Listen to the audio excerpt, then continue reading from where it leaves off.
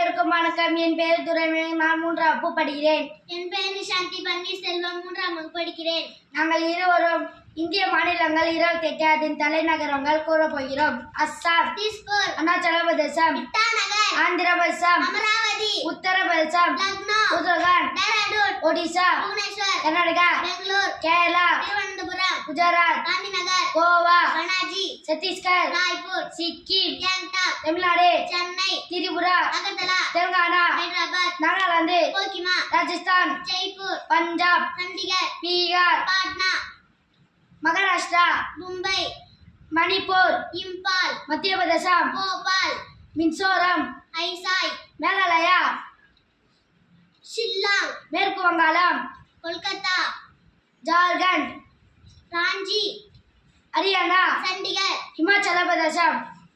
சிம்லா. நன்றி.